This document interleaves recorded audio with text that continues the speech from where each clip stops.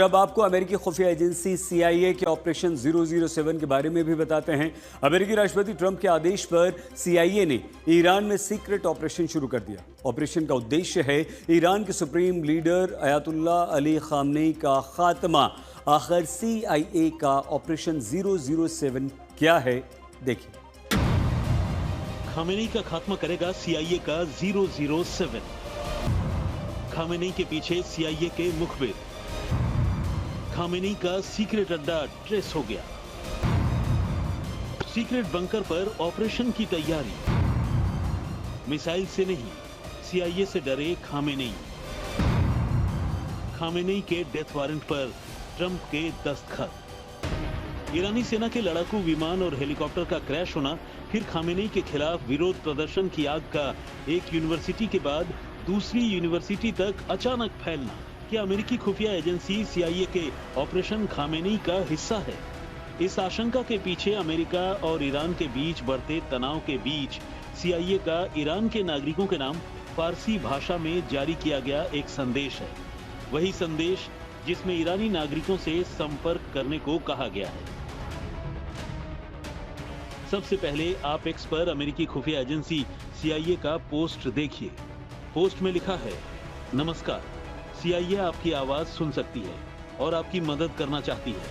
नीचे सुरक्षित रूप से हमसे ऑनलाइन संपर्क करने के लिए जरूरी जानकारी मौजूद है। यानी ईरानी नागरिकों को वर्चुअल कॉल और पहचान छिपाकर संपर्क करने के रास्ते बताए गए हैं। अमेरिकी खुफिया एजेंसी CIA के संदेश को खतरनाक प्लान से जोड़कर देखा जा रहा है।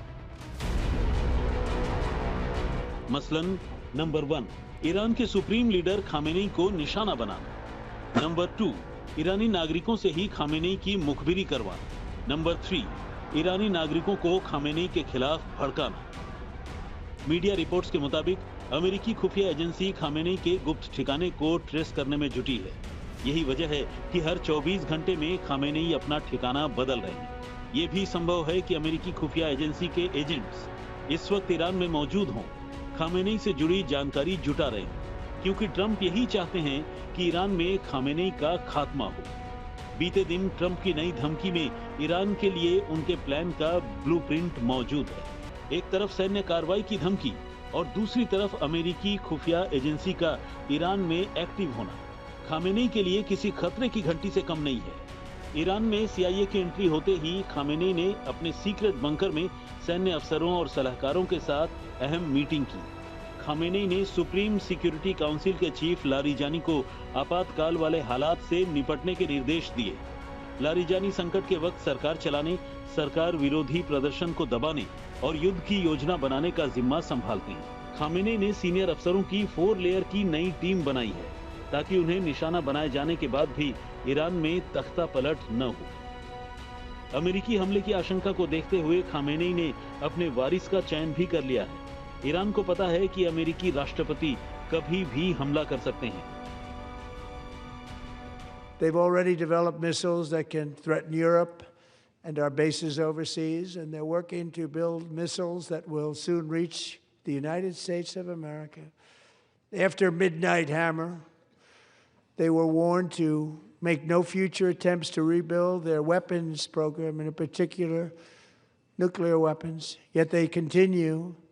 They're starting it all over. We wiped it out, and they want to start all over again. We are in negotiations with them. They want to make a deal, but we haven't heard those secret words. We will never have a nuclear weapon. Iran को लेकर अमेरिकी राष्ट्रपति Trump ने situation room में एक अहम बैठक की है। मीटिंग में अमेरिकी सेना के टॉप कमांडर, अमेरिकी खुफिया एजेंसी CIA के चीफ, विदेश मंत्री और रक्षा मंत्री मौजूद थे। पहले ट्रंप ने मंत्रियों और अफसरों के साथ मीटिंग की।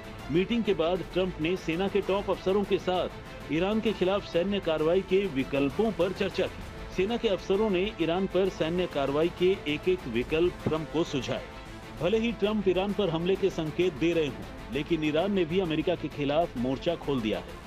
कल अमेरिका के साथ तीसरे राउंड की वार्ता है।